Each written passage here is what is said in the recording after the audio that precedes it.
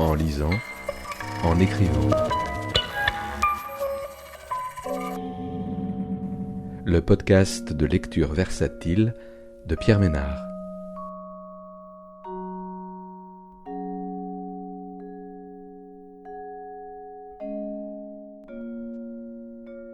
Aujourd'hui, Tout le monde quelque chose de Corinne Lovera-Vitali, paru aux éditions MF en 2026.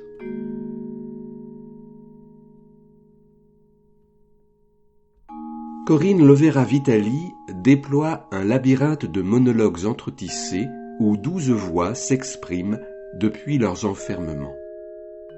Ce récit est conçu comme un cabinet de paroles qui explore les méandres de la psyché à travers un flux de pensées obsessionnelles où le rythme devient l'unique souffle de liberté. Le texte aborde avec vivacité des thèmes universels comme les liens familiaux, le vieillissement et le besoin viscéral d'attention. L'autrice y interroge les pouvoirs et les impuissances du langage, utilisant la libre association pour traduire une forme d'aliénation ordinaire. Une œuvre exigeante sur la difficulté d'exister au-delà de ses propres égarements. Une invitation à devenir quelque chose d'autre que soi seul. Inès. Moi je mange la nuit. Quand c'est fini, c'est fini. J'ai souvent entendu des personnes le dire.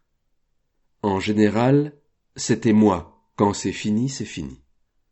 Dans moi, quand c'est fini, le moi compte. Pourtant, ces personnes, comme toutes les personnes, étaient toutes différentes. Mais elles reprenaient cette même phrase qui sonne en mot d'ordre au mégaphone. On ne peut pas dire qu'il y aurait un groupe de personnes pour qui, quand c'est fini, et pourtant, le moi, placé devant, semble bizarrement indiquer un nous. Nous, les pour qui, quand c'est fini, c'est fini. Moi, je ne suis ni ce moi, ni dans ce nous. Moi, quand c'est fini, c'est pas fini. Pas que je fasse durer la fin, je ne crois pas, non. Mais quand c'est fini, ça peut recommencer. C'est la logique même, c'est la nature. Mon moi, quand c'est fini, ne va pas contre la nature, il dit sa décision de ne pas. Qui est une impossibilité, une inaptitude, un rejet, un refus, tous les mots pouvant s'enquiller pour dire que d'un non quelque chose découle une non-fin. Je n'ai pas de doctorat en logique mathématique, non. Tout ce que je n'ai pas, tout ce que je n'ai pas fait, que je ne peux pas ne pas. Voilà comment je suis faite. Voilà comment est fait mon cerveau-cœur. Il perçoit tout ouvert. Et dans une fermeture à double tour, perçoit l'ouverture possible. Qui puis-je ? La soirée est finie, je la recommence. J'ai sommeil à l'heure du repas. J'ai faim au moment de m'endormir. Et je cède aux deux. Voilà bien ce que je fais le mieux. Moi, je mange la nuit. J'empêche toute décision de venir s'y enquister. Le cerveau-cœur est évidemment au rêve. Je ne le dis à personne, et jusqu'à ce que je vous en parle, je n'en avais pas connaissance. Faire tout à l'envers, aller toujours contre, quoi de moins décisif, quoi de plus scisif. C'est que j'ai quelques morts avec moi qui n'ont rien fini, et certainement pas de vivre. Alors, vos petites grandes décisions, là. Robin, le coup de foudre permanent si vous préférez. C'est-à-dire qu'après avoir été ce pulse épuisant et pendant si longtemps, on aurait pu croire que toutes mes pièces se sont aimantées par leur forme tordue et qu'elles se sont assemblées en un clin d'œil. Parfaitement. Le pulse et le clin d'œil, ce sont des images, comme ça vous voyez mieux, vous voyez tout est emboîté, toutes les bonnes pièces à tous les bons endroits, et si vous clignez des yeux, vous ne voyez même plus les joints, la jointure. C'est-à-dire que ça se passe vraiment comme ça, un pulse. D'abord, il y a un ensemble tout à fait assemblé, puis il y a la machine. La machinerie à emporte-pièce. Elle se place au-dessus, elle descend et elle fait imploser l'ensemble. Et c'était pas qu'il était plus rond que le haut de Giotto, c'est que c'était un ensemble, et c'était le vôtre. C'était le mien. Je ne suis pas venu au monde en pièces, tout de même. Ni vous, ni personne. Sauf les pauvres malheureux à qui il manquait dès le départ une case, ou un bras, ou alors ils étaient soudés à leur siamois et on a dû leur passer la scie à découper. Mais à nous, non. On était un ensemble, tout bien fonctionnel, on avait 0 défaut. Nickel chrome, chromé vanadium même. Puis il y a eu la dislocation. Maintenant, évidemment, c'est évident. Tout est pulge partout, il n'y a plus aucun ensemble, alors même, vous voyez ce que je dis là, comme c'est la vérité. Mais c'est pas mon sujet. Mon sujet, c'est comment je me suis rassemblé, moi, seul, en un prétendu clin d'œil, et précisément, au milieu de ce chaos de pièces grandes et petites, et volant de toutes parts, et même pour la plupart absolument disparues, comme des espèces. Autant dire juste avant la fin du monde. De justesse, oui.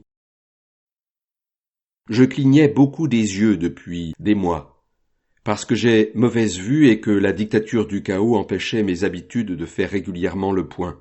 Il n'y avait plus aucune régularité, ni dans le monde, ni dans ma vie, et faire le point devenait toute une affaire sans que je puisse non plus sauter à pieds joints dans le bazar, et me dire « Allez, boule, bastre !» aussi même en pointillé, et même à des heures indues, je clignais. Je tâchais de tenir ma ligne, on peut dire ça de sa vie quand on s'y accroche. Puis on aurait pu dire qu'en un clin d'œil, je n'ai plus eu besoin de cligner des yeux. Le flou s'était installé, et tant pis s'il apportait avec lui son lot d'algie, tant pis. Parce que je dois l'admettre, ça avait fini par me plaire de ne plus très bien voir. Contrairement à ce qu'on aurait pu croire, ce flouté, ça vous fouette l'âme, ça vous secoue la mollesse de vivre. Parce qu'alors, il n'y a vraiment plus que vous, enfin. Vous ne pouvez plus regarder au dehors avec votre compas dans l'œil et vous dire « Ah tiens !» comme trop souvent je me l'étais dit, puis je traçais droit dans les paysages en croyant que c'étaient ceux des autres. Ah tiens, sans voir que c'étaient les miens et sans comprendre que c'est bien commode les paysages des autres quand on est vautré dans sa vie molle. C'est bien commode pour ne rien savoir et finir étourdi de se puzeler à l'infini, dans l'inconnu, assommé et dégoûté et tout. J'étais ainsi totalement dégoûté quand le flou est venu à ma rescousse. Je commençais enfin à regarder et à voir réellement au-dedans. Il n'y avait aucun flou là. Plutôt tout au fluo se voyait mon tout intact, si durement ballotté des années et des humains, mais qui avaient résisté. Fièrement je l'ai visité, et je l'ai reconnu, et je l'ai chéri. Je n'avais même plus besoin de me souvenir, tout était là.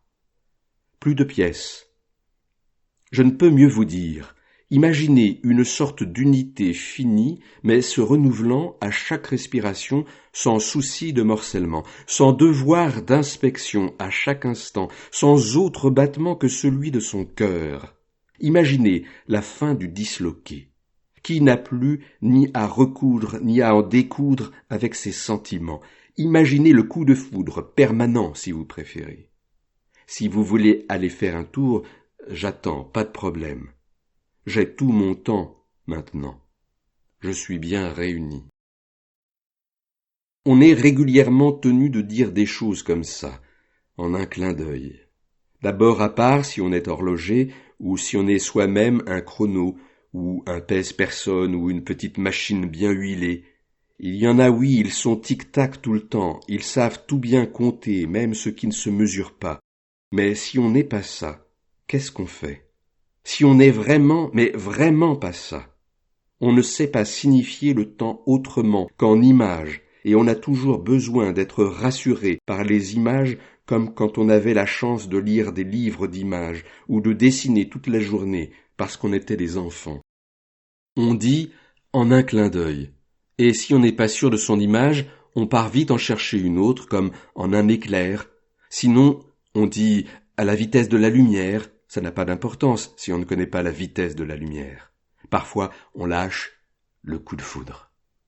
Mais vous savez, C'est seulement pour se consoler les images qu'on met dans les mots. Il ne faudrait pas les haïr, comme vous vous êtes mis à le faire, et il ne faudrait pas non plus les utiliser de trop pour les publicités. Il faudrait arrêter, parce que ça nous vide à force. On a eu le coup de foudre, c'est beau. Ça s'est passé en un clin d'œil aussi. On ne peut pas se passer des images quand on parle, on ne peut pas se passer de tout, comme les images, les rimes, la sequence. On ne peut pas se passer de tout, et parler ne serait qu'une sorte de jeu, sans plus jamais de chanson. Ce serait un jeu très sérieux, ce serait vraiment un jeu de con. Il y en a beaucoup qui y jouent. On avait le droit de chanter aussi, alors. On ne faisait que ça toute la journée, les années avant la dislocation, y compris à l'école, surtout à l'école. On dessinait, on jouait, on courait, on chantait. On avait des éducateurs formés à ça. On nous chantait des berceuses aussi. Vous ne croyez pas qu'on en aurait encore besoin? Qui a décidé que ça devait s'arrêter? L'âge de raison nous a tous ravagés et on n'a même pas gagné en raison. On est tous devenus des disloqués. On s'est retrouvés en loques, à ne plus pouvoir entendre le soir des rimes douces comme à ne plus pouvoir sucer son pouce. Ceux qui n'ont pas eu le choix sont entrés dans la dislocation en se faisant une raison, j'imagine. Mais il y en a des comme nous, ils n'ont pas pu. Ils ont vraiment été disloqués. On a dit de nous, ils sont perdus. On était perdus, c'est vrai, et c'est faux. On n'était rien perdu du tout, on nageait comme les têtards qu'on était restés, on surnageait comme on pouvait, en pensant à quand nos orteils sortaient de nos chaussettes, ou quand la fille à la peau un peu violette nous avait déclaré son amour, où on avait des musiques tout le temps dans la tête, où on voyait des dessins dans la tapisserie, où on croyait se marier avec un vieux bout de rideau sur la tête. Et parfois, on ne faisait même que l'imaginer justement. Et en même temps qu'on subissait la dislocation générale, on devait aussi se disloquer de ceux qui nous disloquaient. On a eu beaucoup de travail pour rester agrippé à notre pan de tapisserie, derrière le pan de double rideau. Et on ne se connaissait pas alors. Et on n'était pas en horde non plus, on était radicalement seul. Avec, au même endroit, c'est-à-dire en nous, au-dedans de notre petit corps et de notre petite boîte crânienne et de nos petits organes génitaux, enfin tout partout en nous, on était avec ce pulse incompréhensible, et avec notre désir, qu'on n'a jamais lâché sans jamais chercher à le comprendre.